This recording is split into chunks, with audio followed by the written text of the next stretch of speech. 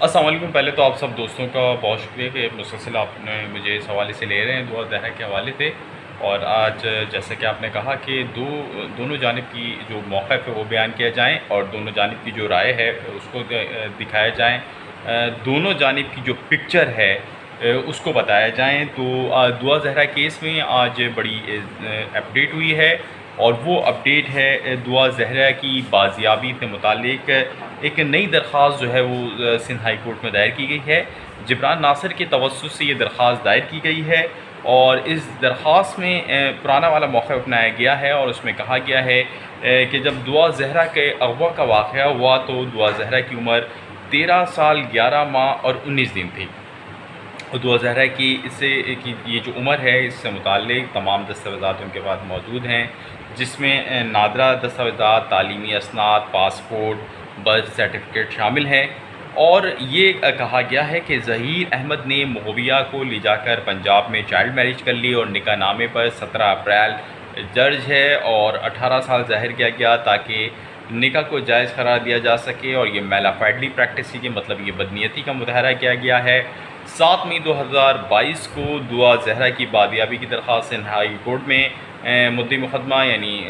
जो मेहदी काज़मी हैं दुआ के वालिद उनकी जानिब से दायर हुई और पुलिस ने 6 जून को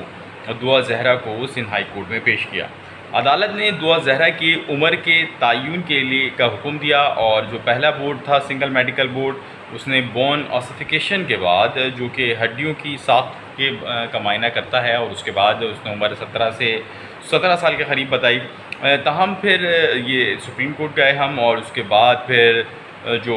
तमाम कार्रवाई थी कि जब लोकल कोर्ट गए, इसी तरह महकमा सेहत में दरख्वास्त दी और सेक्रेटरी सेहत ने एक मेडिकल बोर्ड बनाया। ये तमाम तफसीलात मौजूद हैं उसके अंदर और उसके अंदर नए बोर्ड के मुताबिक जो दुआ ज़हरा की उम्र है वो 16 साल से कम उम्र साबित हो चुकी है। और ये पंजाब के जो रजिस्ट्रेशन मैरिज एक्ट है उसके लिहाज से भी जो है ये शादी गैर क़ानूनी है। मुग़विया ने के साथ यानी उन्होंने दुआ ज़हरा को मुग़विया करार देते हुए कहा है कि अगर मुग़विया के साथ किसी किस्म का जिनसी ताल्लुक़ कायम रखा है ज़हीर अहमद ने, जो कि अपने आप को उनका मुबैना शौहर कहते हैं, तो ये जिनसी ज़्यादती के ज़मरे में आएगा और लिहाजा उसके ख़िलाफ़ कार्रवाई की जाए। दूसरा ये कि ज़हीर अहमद के ख़िलाफ़ के गैर क़ानूनी हिरासत में इस वक्त दुआ है और उसकी गैर क़ानूनी तहवील में है, लिहाजा दुआ को बाजियाब कराया जाए और दुआ ज़हरा को मुल्क से बाहर रोके जाने की भी इस्तदा है। ये देखिए बार बार बात आ रही है जिसकी बुनियादी वजह जो है वो उनको ये खौफ है वालिदैन को कि दुआ ज़हरा और ज़हीर जो हैं या ज़हीर जो हैं दुआ ज़हरा को बुनियाद बना के असाइलम अप्लाई कर सकते हैं और असाइलम पे मुल्क से बाहर जा सकते हैं।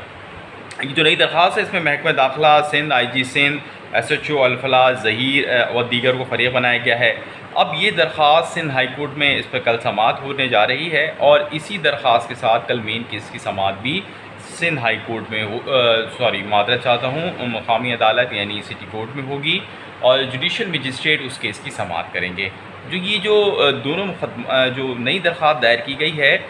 ये दरख्वास्त बुनियादी तौर पे जो है वो एक प्रेशर टैक्टिक्स भी है मेहदी काज़मी और जिब्रान नासिर के पूरे वकला की जानिब से। दूसरा बज़ाहिर ऐसा मालूम होता है कि जैसे कि दुआ ज़हरा के वालिद साहब और जो जिब्रान नासिर हैं उनको ये महसूस हो रहा है कि इनको सिंध हाई कोर्ट से भी जो है वो ज़रूरत है सिंध हाई कोर्ट के भी फ़ैसले की। याद रहें कि जस्टिस कुल्हड़ू साहब इसको सुन रहे थे और ये वही हैं जो माजी में 2 से 3 समातों में सख्त ऑर्डर कर चुके हैं इस केस के ऊपर। उन्होंने IG सिंध को भी फारिग किया था इस केस के ऊपर और आज जो सिंध हाई कोर्ट में केस की समाअत हुई थी उसमें भी जो इस केस के तफ्तीशी अफसर हैं DSP शौकत शाहानी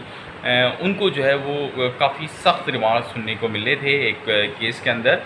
जो कि एक बच्चे की बादियाबी से मुतालिक था, लियारी की एक बच्चे की बादियाबी से मुतालिक उस केस में उनको सख्त रिमार्क सुनने को मिले थे। इस हवाले से वो काफ़ी सख्ती का मुजाहरा करते हैं, काफ़ी जो है बासपुरस करते हैं पुलिस अफसरान की और अगर उनकी केस से उनकी अदालत से उनको बड़ा रिलीफ मिलने का भी की उम्मीद है। और साथ साथ ये भी चाह रहे हैं कि किसी तरह जो है वो जो अगर जुडिशल मजिस्ट्रेट के ऑर्डर में वो बात ना हो और जब ये मामला जो है वो तब तवालत इख्तियार ना करें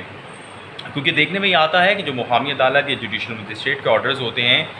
उसके बाद जो है वो रिप्लाई नहीं आता, फिर वो तौहीन अदालत पे जाता है, कंटेम्प्ट पे जाता है और ये मामला आगे बढ़ता चला जाता है, जिसके बाइस 1 से 2 माह मज़ीद लग सकते हैं। और मेहदी काज़मी साहब अपनी बेटी को इतना ज़्यादा अरसा जो है वो ज़हीर के पास नहीं छोड़ना चाह रहे। यही वजह है कि उन्होंने इस हवाले से ये फ़ैसला किया है कि वो सिंध हाई कोर्ट में दरख्वास्त दायर करें और फौरी तौर पर जो है उसका काम को आगे बढ़ाएं। दूसरी जानिब हम प्रोसिक्यूशन से जो मेरी आज बात हुई है सिटी कोर्ट के, और जो तफ्तीशी अफसर से हमारा रब्ता रहा है इन केस में, और आज भी जो रब्ता रहा है उसमें ये बात तफ्तीशी अफसर अब भी बज़िद हैं कि ये मामला जो है वो सी क्लास यानी ये मुकदमा सिंध की हदूद का नहीं बनता और ये मुकदमा पंजाब का बनता है। अब तो ये यहाँ तक तो ये हो गया है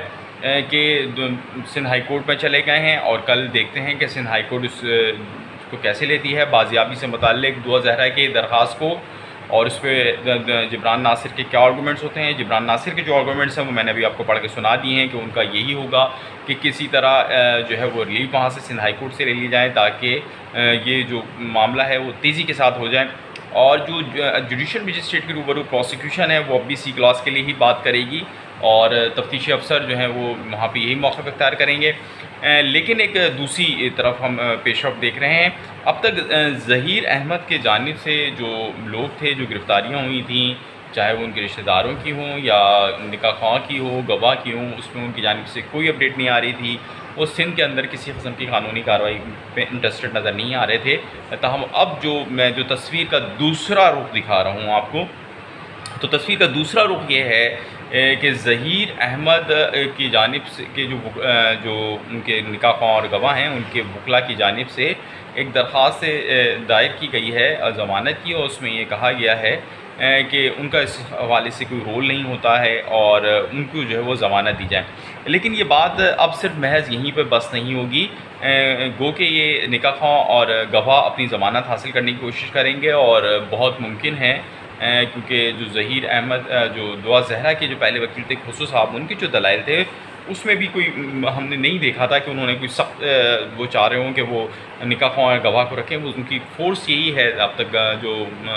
दुआ ज़हरा के वालिद साहब के जितने भी वकला हैं कि ज़हीर को किसी तरह गिरफ़्तार किया जा सके, तो हो सकता है उनको ज़मानत मिल जाए और उस पर इतना उनकी तरफ से रद्द-ए-अमल ना हो। लेकिन हम जो केस के अंदर देख रहे हैं वो ये देख रहे हैं कि अब